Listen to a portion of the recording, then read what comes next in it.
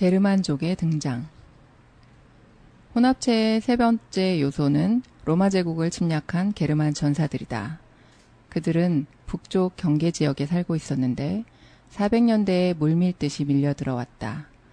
그들은 476년에 서쪽 제국을 붕괴시켰고 프랑스, 에스파냐, 이탈리아 지역의 유럽 문명의 혼합체가 형태를 갖추기 시작했다. 게르만족은 글자를 몰랐으며 성문화된 기록을 전혀 남기지 않았다. 그래서 우리는 그들이 로마를 침입하기 전에 대한 정보가 거의 없다. 우리에게 남겨진 최상의 설명은 1세기의 로마 역사가 타키투스가 작성한 보고서인데 이것도 그가 직접 경험한 것은 아닐 것이다. 그는 함께 살면서 함께 싸우고 싸움을 위해 사는 족장과 동료들에 대해서 이렇게 썼다. 전투가 벌어지는 곳에서 족장이 자신의 동료들보다 용기가 부족한 것은 수치스러운 일이다. 그리고 동료들이 족장의 용기에 필적하지 못한 것도 불명예다. 전투에서 족장이 전사한 후에 전투에서 살아남는 것은 평생의 오명이요 치욕을 의미한다. 족장을 방어하고 보호하는 것, 자신의 영웅적인 행위를 그의 신뢰 덕분으로 돌리는 것, 이것이 그들이 말하는 충성의 진정한 의미다. 족장은 승리를 위해서 싸우고 동료들은 족장을 위해서 싸운다. 그들이 태어난 땅에 평화가 오래 지속되어 침체했다면 일부러 전쟁을 벌이고 있는 다른 부족들을 찾아낸다. 게르만족은 평화를 좋아하지 않는다. 명예는 위험 속에서 더 쉽게 쟁취할 수 있으며 당신은 폭력과 전쟁 없이 대규모 동료들을 유지할 수 없다. 동료들은 항상 자기 족장에게 물건을 요구한다. 내게 그 군말을 주시오. 아니면 내게 그 피로 물든 승리의 창을 주시오. 식사는 일종의 보수로 소박한 음식이지만 풍족하게 먹는다. 이런 좋은 인심은 전쟁과 약탈이 있어야 충족된다. 당신은 게르만족 사람을 설득하여 밭을 갈게 하고 인내심을 가지고 그의 생산물을 기다리게 만들기란 적에게 도전하고 싸우다 입은 상처에 대한 보상을 얻게 하는 것보다 더 어렵다는 것을 깨닫게 될 것이다. 그는 피로 얻을 수 있는 것을 땀으로 얻는 것은 기백이 없으며 비천한 짓이라고 생각한다. 이들이 300년 후에 로마 제국을 장악할 민족이다. 지금까지 세 가지 요소를 검토했으니 이제 요약해보자. 그리스인들의 생각은 세계는 단순하고 논리적이며 수학적이다는 것이었다. 기독교도의 생각은 세상은 악이고 그리스도만이 세상을 구원하리라는 것이었다. 게르만 전사들의 생각은 전투는 재미있다는 것이었다. 불가능해 보이지만 유럽 문명을 형성한 것은 바로 이 세 요소의 혼합이다. 그리스 로마 세계와 기독교의 융합. 이 세 가지 요소가 어떻게 합쳐졌나? 먼저 그리스 로마 세계와 기독교의 연결을 생각해보자. 로마 당국은 때때로 기독교를 근절하려고 시도했다. 성서를 압수했고 교회 재산을 몰수했으며 기독교도들을 체포하고 고문했다. 또한 그리스도를 부정하지 않겠다는 사람들을 처형했다. 본래 로마인들은 매우 관용적이다. 그들은 다양한 인종과 갖가지 종교로 구성된 제국을 통치했다. 평화를 유지하기만 한다면 당신이 자신의 길을 가도록 내버려둘 준비가 되어 있었다. 당신의 일은 당신이 결정할 수 있었다. 로마인은 황제를 신과 같은 존재로 믿어서 황제에게 제물을 바쳐야 한다는 조항만 지킨다면 자신의 종교를 준수할 수 있었다. 제물은 사소한 것이었다. 황제의 초상화나 조각상 앞에 있는 불꽃에 소금을 조금 떨어뜨려서 불꽃이 확 타오르게 하는 것이 전부였다. 그것은 국기에 대한 경례나 국가 제창과 같은 것이었다. 하지만 기독교도들은 유대인들처럼 하나의 신만을 숭배해야 했고 황제를 신으로 여기지 않기 때문에 그 의식을 하지 않으려 했다. 원래 로마인들은 유대인들에게는 황제를 찬양하는 것을 면제해 주었다. 그들은 유대인을 기이하고 변덕스럽지만 쉽게 알아볼 수 있는 아주 오래된 민족, 나라의 일정 지역을 차지하고 있으면서 자신만의 사원과 신을 지니고 있는 민족이라고 생각했다. 그에 반해서 기독교도들은 새로운 종교를 추종하고 있었으며 누구나 기독교도일 수도 있고 어디에나 존재할 수 있었다. 로마인들은 기독교도를 제거해야 할 위험 분자들로 여겼다. 기독교도들을 지속적으로 박해했다면 제거에 성공했을지도 모른다. 그때 기적이 일어났다. 콘스탄티누스 황제가 313년에 기독교도가 되었거나 아니면 적어도 기독교 교회를 공식적으로 후원했다. 그는 신이 자신을 그리고 무엇보다도 제국을 보살펴 줄 것이라고 생각했다. 기독교가 아직 다수의 신앙이 아니었을 때에 국가의 통치자가 먼저 받아들인 것이다. 그는 교회에 자금을 지원했으며 주교의 지배를 승인해 주었다. 50년 후에 또 한 사람의 기독교도 황제가 다른 모든 종교를 법으로 금했다. 예수가 로마 제국의 소란스러운 변방에서 가르침을 펼친 지 400년이 지난 후 기독교는 제국의 유일한 공식 종교가 되었다.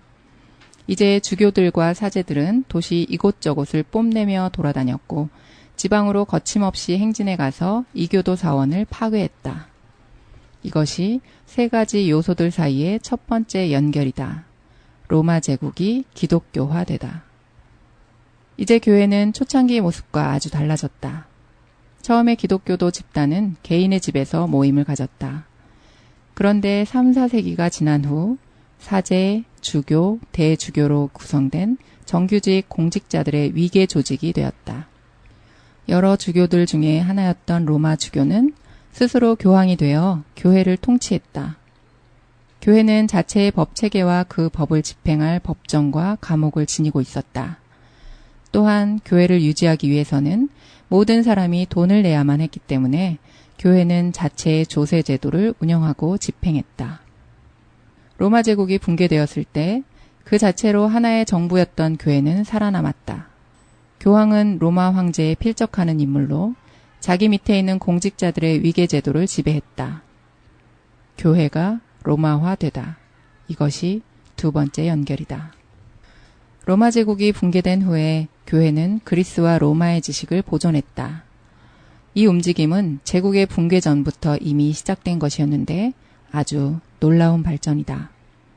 고대 그리스와 로마의 모든 작가, 철학자, 과학자가 기독교도가 아니라 이교도였기 때문이다. 기독교 교회가 이 사람들에게 신경을 쓴 이유가 무엇일까? 물론 기독교 내부에는 그들에게 신경 쓰지 말아야 한다. 그들의 저작은 거짓이며 유일한 진리는 그리스도 안에 있다고 이야기한 집단이 있었다. 기독교 연구가 테르툴리아누스는 아테네가 예루살렘과 무슨 관련이 있는가라고 말하기도 했다. 그러나 이러한 견해는 널리 확산되지 못했다. 기독교도들은 자체의 교육 제도를 수립하지 않았다. 그래서 신앙을 정리하고 체계화하기 시작했을 때 기독교는 그리스, 로마 전통에 따라 교육받은 사람들에 의존했다. 그들은 기독교 신앙을 설명하고 옹호하기 위해서 그리스 철학과 논리학을 이용했다. 이 학자들은 그리스와 로마의 위대한 철학자들과 윤리학자들이 어느 정도 진리를 파악하고 있다고 생각했다. 물론 그들이 보기에 기독교는 완전한 진리지만 그리스 철학자들을 논쟁하는 데 끌어들여서 진리로 인도하는 안내자로 이용할 수 있다고 여겼다. 이런 논리로 비록 그리스 철학자들은 이교도였지만 그들의 저작을 보존하고 이용했다. 이것이 세 번째 연결이다. 교회가 그리스와 로마의 학문을 보존하다. 게르만족과 기독교. 게르만족이 로마 제국에 침입했을 때 제국을 파괴할 의도는 없었다. 그들은 약탈하기 위해 최고의 땅을 얻고 정착해서 이 세상의 좋은 것을 누리기 위해서 왔다. 게르만족은 황제의 통치를 기꺼이 인정했다. 문제는 400년대에 아주 많은 게르만족이 몰려와 너무나 많은 토지를 취했기 때문에 황제가 통제할 것이 아무것도 남지 않았다는 것이었다. 통치할 것이 없었으므로 사실상 로마 제국은 끝났다. 게르만 전사들은 자신이 침입한 사회를 스스로 운영해야 한다는 사실을 깨달았는데 그것은 그들이 기대했던 바가 정말 아니었다. 게다가 상황이 아주 어려웠다. 그들은 문맹이었는데 스스로가 야기한 혼란 속에서 로마 행정부는 붕괴되었고 무역과 도시는 위축되었다. 전사 족장들은 직접 왕이 되어 작은 왕국을 설립했다. 자기들끼리 싸움을 거듭하는 동안 왕국들이 순식간에 세워졌다가 몰락하고는 했다. 프랑스, 에스파냐, 잉글랜드를 포함한 서유럽 근대 국가들의 윤곽이 드러나기까지는 여러 세기가 걸렸다. 이러한 상황에서 정부들은 극도로 허약했고 심지어 세금을 징수할 능력조차도 없었다. 우리에게 이 문장은 용어상의 모순처럼 보인다. 세금을 거두지 못하는 정부라니. 게르만 전사는 족장이 되는 대신에 스스로 왕이 되어 동료들에게 토지를 할당해 주었고 토지를 할당받은 자들은 귀족 계급으로 변하고 있었다. 토지를 받던 초기에는 왕이 필요로 하면 귀족은 군대를 제공한다는 조건이 딸려 있었고 아주 많은 병사를 보내야 했다. 그러나 귀족들은 시간이 흐를수록 그 토지를 마치 자신의 토지인 것처럼 생각하기 시작했으며 얼마나 많은 수의 병사들을 보낼지, 어떤 자질을 갖춘 병사를 어떤 목적을 위해 보낼지에 대해서 자신만의 의견을 지니기 시작했다. 오늘날 국가의 수장들은 의장대를 사열한다. 그들은 대오를 따라 움직이며 병사들을 세밀하게 살피고 경우에 따라서는 한두 마디 말을 하기도 한다. 이런 사열식은 왕이 파견된 병사들을 직접 세밀하게 살피면서 이번에는 그들이 도대체 어떤 쓰레기들을 보냈을까 하고 중얼거리던 중세 초의 관행에서 나온 잔재다. 왕들은 더 많은 권력을 획득하기 위해 오래 싸워야 했다. 다시 말해 귀족들의 손에 좌우되지 않고 통치하기 위해서, 왕의 고유한 조세 제도를 확립하기 위해서, 왕이 완전히 통제하는 군대를 갖기 위해서 싸웠다. 하지만 허약한 지위에서 출발했기 때문에 왕이라고 해도 결코 위협할 수 없는 어떤 것들이 있었다. 사유재산은 신성 불가침한 것이 되었다. 귀족은 조건부로 차지한 토지를 사유재산으로 전환시켰다. 이런 점은 언제나 정부의 걸림돌이 되었고 유럽의 왕은 권력을 가진 뒤에도 동방의 전제 군주처럼 될 수 없었다. 동방의 전제 군주는 영토 안에 있는 모든 것을 소유했다. 재산이 필요하다면 누군가의 재산을 강탈하거나 군대를 저작거리로 보내서 팔고 있던 물건을 빼앗아 오라고 명령하면 그만이었다. 유럽의 정부들은 절대적이라고 불릴 때조차도 결코 그와 같이 행동할 수 없었다. 모든 것이 왕의 것은 아니다가 정부에 대한 유럽식 사고의 기초였다. 정부가 제한되어야 한다는 관념은 최초의 정부가 제한된 능력을 가지고 있었기 때문에 생긴 것이다. 그리고 사유재산에 대한 권리에서 개인의 권리라는 관념이 나오는데 이는 서유럽 전통의 핵심이다. 정부에 대한 제한은 경제 발전에도 중요한 역할을 했다. 유럽의 경제가 다른 어느 곳과도 비교할 수 없는 방식으로 발전할 수 있었던 것은 상인들의 자유로운 활동이 보장되었기 때문이다. 게르만 전사들과 그들의 태도를 어떻게 해석해야 할지를 알았다면 그들이 제국을 침략하자마자 곧바로 기독교도가 되었다는 사실이 놀랍지 않다. 교회는 로마 제국의 멸망을 견뎌내고 살아남은 유일한 기구였다.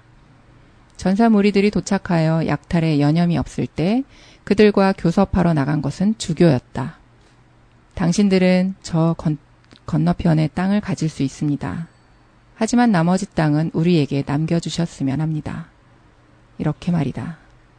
주교가 예전 로마 총독의 궁전에 대한 소유권을 언급했을 수도 있는데 분명 족장이 먼저 그것을 요구했을 것이다. 그러면 주교가 그곳을 운영하는 것을 돕기 위해 곧 방문하겠다고 제안했을지 모른다. 주교들은 기독교 신을 받아들인다면 더 많은 적을 죽이게 될 것이라는 점을 전사들에게 아주 빠르게 납득시킬 수 있었다. 이들은 자신들이 정복한 사람들의 종교를 받아들였다는 점에서 특별한 부류의 정복자였다. 교회는 이 새로운 통치자들, 즉 왕과 귀족들에게 기독교 신앙을 받아들이는 것이 그들의 의무 가운데 하나라는 점을 아주 분명히 했다. 이것이 우리의 마지막 연결이다. 게르만 전사들이 기독교를 지원하다. 이 모든 연결점들을 요약하면 아래와 같은 결론에 도달한다. 게르만 전사를 지원한 로마 기독교 교회가